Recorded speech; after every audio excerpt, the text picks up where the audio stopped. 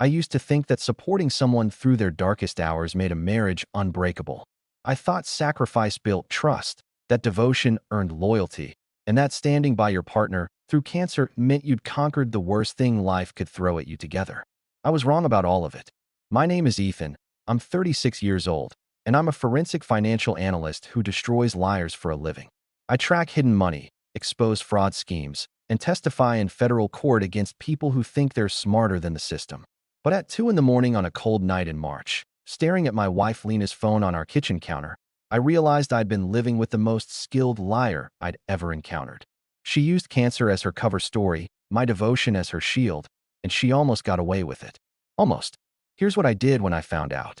2 years ago, Lena came home from a routine checkup and told me she had non-Hodgkin's lymphoma, stage 2B. Our daughter Emma had just turned 8. Our son Noah was 11.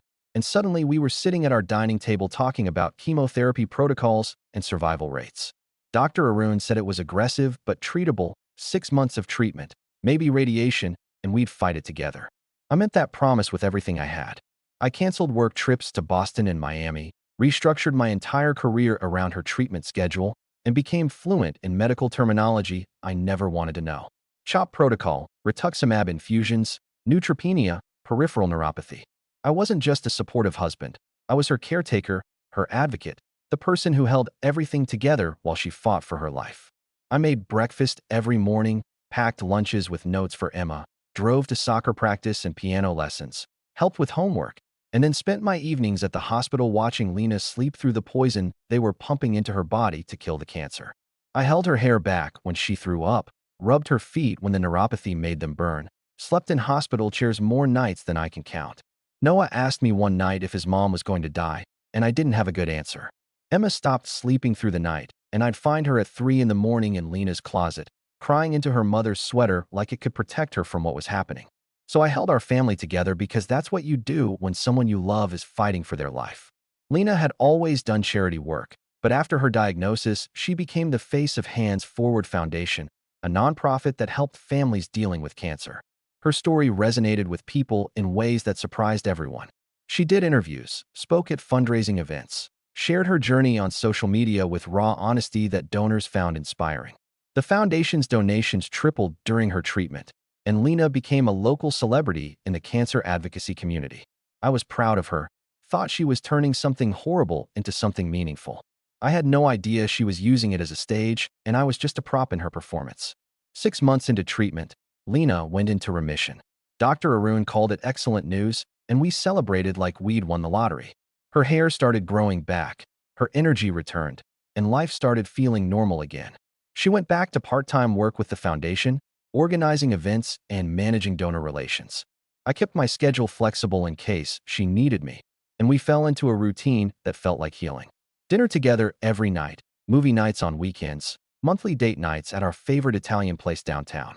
I thought we were rebuilding, that we'd survive the worst thing that could happen to a marriage and come out stronger. Then one evening in late September, about 6 months into remission, I came home early from a meeting and found Lena's phone on the kitchen counter. She was upstairs in the shower, and the screen lit up with a message I couldn't ignore. Can't wait to hold you again. Tonight felt too short. The sender was just listed as D. My stomach dropped. I picked up her phone and entered the passcode she'd been using for years.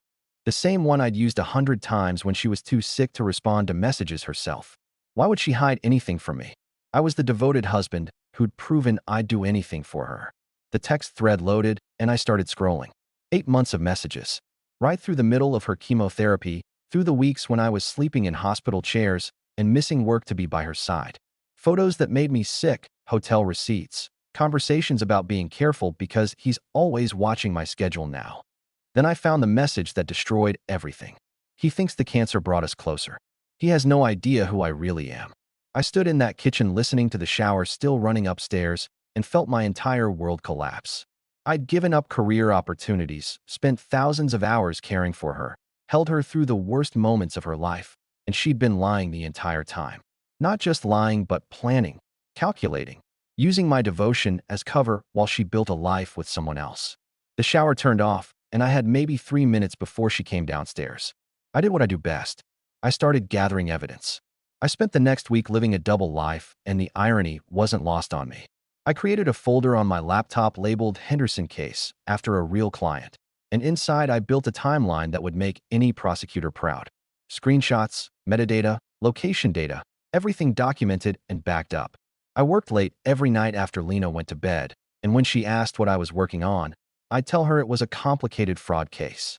She'd bring me coffee and play the supportive wife while I documented her betrayal. It took me about 20 minutes to identify him. Daniel Hale, 41 years old, management consultant at a firm downtown, married with 2 kids, living 15 minutes from our house.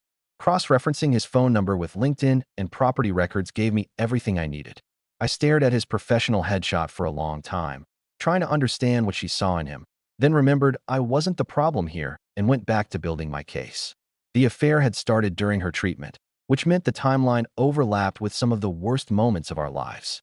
I found messages from specific dates I remembered clearly.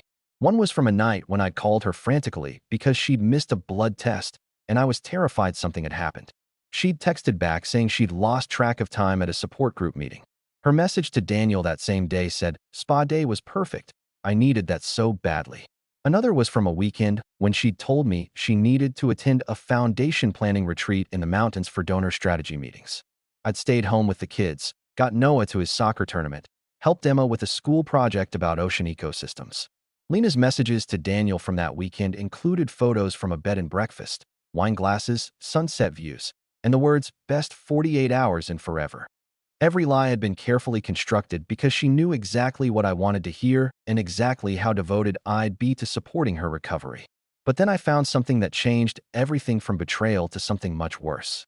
Lena had set up a second email account, something I only discovered because she'd used a password incorporating one of her chemotherapy drug names. This account was registered under her maiden name and connected to financial transactions I didn't recognize. Consulting fees, invoice payments, transfers that made no sense until I started pulling the threads. There was a company called LM Wellness Consulting LLC, registered 6 months earlier with Lena as the managing member. The business address was a UPS store mailbox. The bank account had deposits matching payments marked as consulting services in the Hands Forward Foundation's financial records. Small amounts at first, 500 here, 750 there, numbers that wouldn't trigger immediate red flags in a nonprofit budget. But then the amounts grew, 1,500, 3,000, and then one payment that made my blood run cold.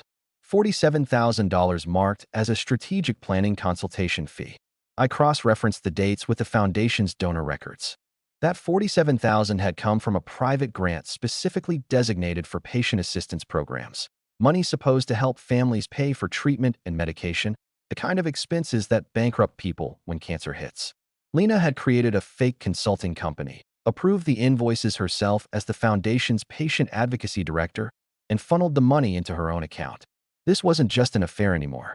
This was embezzlement, fraud, federal crime territory, the exact kind of thing I testified about in court when other people did it. The money had been spent on hotels, restaurants, an $8,200 jewelry purchase, and transfers to Daniel's personal account marked as loan repayment, even though I could find no record of any legitimate loan. She'd built an entire financial infrastructure to support her affair and exit strategy using money meant for cancer patients. I sat in my home office at 3 in the morning looking at spreadsheets and bank transfers, realizing my wife wasn't just a cheater, but a criminal who'd weaponized cancer charity to steal from the people she claimed to be helping. I downloaded everything, backed it up in 3 separate locations, including secure cloud storage, and started planning my next move. This required precision, strategy, and perfect timing. I called my mom Helen the next morning and asked if she could take the kids for the weekend, told her Lena and I needed time to reconnect. She was thrilled, said it was exactly what we needed after everything we'd been through. That Saturday, I did something I never thought I'd do. I followed my own wife. She'd told me she had a foundation board meeting about quarterly reviews and fundraising goals. I watched her leave in professional clothes, drive toward downtown, then turn into a boutique hotel I recognized from her messages. She was inside for 4 hours. I sat 3 blocks away tracking her location through our family sharing app, the same app we'd set up during treatment so I could find her in emergencies. When she came home that evening, she looked refreshed and happy, kissed my cheek, and started describing the board meeting that never happened. She described conversations with people who weren't there, decisions never made, concerns about funding that didn't exist. She lied to my face with the same genuine expression she'd used when thanking me for staying with her through chemotherapy. I smiled and nodded and watched her construct an entire fictional narrative without hesitation. That night, I contacted Victoria Qley, a divorce attorney who'd worked on several of my cases with a reputation for being absolutely ruthless when situations called for it. I sent her an encrypted email with enough detail to show this wasn't a standard divorce, and her assistant called back within 2 hours to schedule me for Monday morning. When I walked into Victoria's office, I brought printed copies of everything organized in labeled folders. The affair evidence, the financial crimes, the timeline, the bank records. I laid it all out on her conference table like I was presenting to a jury, and Victoria's expression shifted from professional interest to genuine shock. "This is worse than you think," she said, looking up with the kind of serious face that meant bad news was coming. The embezzlement alone could get her prison time. But if those donor funds came from federal grants, we're talking wire fraud, mail fraud, potential RICO implications. I told Victoria what I wanted. Not just a divorce, but everything. I wanted Lena to lose everything she'd built on lies. I wanted the house sold and proceeds in a trust for Noah and Emma. I wanted every stolen dollar returned to the foundation. I wanted full custody because I wasn't leaving my kids with someone who'd commit fraud this casually. And I wanted to control the narrative before she could paint herself as the cancer survivor abandoned by her heartless husband. Victoria made notes and asked the question I'd been dreading. What if the cancer comes back? I'd thought about this for hours, wondering what kind of man abandons his wife during a recurrence. Then I'd remember that message about me having no idea who she really was. And I'd remember the woman I thought I married didn't actually exist. Then she'll handle it without me, I said, just like she handled everything else, by lying and using people who actually care. Victoria nodded slowly. We need to move fast. If she realizes you know anything, she'll start moving money and building her defense. Victoria moved fast, and so did I. Within 3 weeks, we had a strategy that would dismantle everything Lena had built while she thought she was still in control. I consulted with Victoria about the house, and she advised me to wait for the divorce filing, because trying to sell it unilaterally could backfire legally, even with old medical power of attorney paperwork that was never meant for real estate transactions. Instead, we built an airtight case that would force Lena to agree to my terms or face criminal prosecution. Victoria filed the divorce papers on a Monday morning, and I had them served to Lena at the foundation office that afternoon by a professional process server. Official documentation witnessed by 3 staff members who'd spent months praising her courage and dedication. I wasn't there to see her face, but I heard about it later from Oliver, one of the board members. He said Lena went pale, locked herself in her office for an hour, then came out acting like nothing had happened. Still performing, still controlling the narrative. But I was already 10 steps ahead. I'd made a detailed report to Oliver about financial irregularities I'd noticed, and the foundation's board had quietly hired an independent auditor. That auditor was finding exactly what I'd found. The fake consulting company, the invoices, the transfers, the $47,000 that should have gone to help a family in Michigan struggling with pediatric leukemia costs. Every transaction was documented, time-stamped, and completely indefensible. Oliver called me after the preliminary audit results came back, and I walked him through everything I'd discovered. I provided copies of evidence I'd gathered and watched the foundation's leadership realize they'd been promoting a fraud for months. The board scheduled an emergency meeting, and they decided to use the foundation's annual gala as the moment to expose everything. The gala was supposed to be Lena's triumphant moment, her return as the face of cancer survivorship, the woman who'd beaten the odds and dedicated herself to helping others. 300 guests, major donors, local press, corporate sponsors, everyone who mattered in the nonprofit world. Lena had been planning it for months, coordinating every detail. She'd picked out a silver dress, prepared remarks, invited people who'd supported her through treatment. She thought it was going to be her coronation. I made sure it became her trial. I arrived early with a USB drive containing a presentation Victoria and I had assembled. Timeline, screenshots, financial records, hotel receipts, everything organized to tell the complete story. I found the AV technician setting up the projection system and told him there'd been a programming change from the board. I handed him the drive and a $100 bill to ensure it loaded correctly. He didn't ask questions. The ballroom filled over the next hour with donors in expensive suits and dresses, foundation staff who genuinely believed in their work, cancer survivors who'd been helped by legitimate programs, and Lena holding court in the center wearing that silver dress and a smile that could sell anything. Daniel was there too, standing near the back. Lena had invited him as a consultant to celebrate the foundation's growth, not realizing what was about to happen. I watched them exchange one careful glance across the room, and it made me sick. Oliver stepped to the podium at 8 sharp and started with the usual welcome speech, thanking donors and recognizing supporters. Then he paused, looked directly at Lena near the front, and said something that made the entire room shift. Before we hear from our guest of honor tonight, the board has asked me to share some critical information that's come to our attention regarding financial accountability. The projection screen lit up with the first slide. A photo of Lena during chemotherapy, the vulnerable image she'd shared on social media to build sympathy. The next slide showed a text message exchange between her and Daniel, timestamped from the same week, discussing a hotel meeting and being careful. The room went completely silent. Lena's face drained of color, and I watched her look around frantically, trying to figure out what was happening and who was responsible. Her eyes landed on me against the side wall, and the recognition hit her like a physical blow. The presentation continued methodically, building the case slide by slide. Her messages about using cancer as cover, the fake consulting company, the invoices, the bank transfers, the $47,000 stolen from a designated patient assistance fund, photos of her at spas while I thought she was at doctor's appointments, hotel check-in records matching dates when she'd claimed to be too exhausted from treatment to leave the house. Then came the audio, the piece I'd saved for maximum impact. A voicemail she'd sent to Daniel that I'd found in her cloud backup, her talking about how easy it was to manipulate my schedule. The cancer thing really locks him down. He won't question anything now. Her own voice, her own words, played through the ballroom sound system for 300 people to hear. Daniel stood up abruptly and walked toward the exit, and half the room was staring at the screen while the other half stared at Lena. The foundation's board members were having urgent whispered conversations near the podium. Oliver stepped back to the microphone and made the announcement Victoria had helped craft. The board has accepted Lena's resignation effective immediately. We've referred all financial irregularities to the appropriate authorities. The foundation will make full restitution to affected programs and implement new oversight procedures. We apologize to everyone who trusted us. Security escorted Lena out, and I watched her walk through that ballroom with every eye on her. The same ballroom where she'd expected applause and vindication.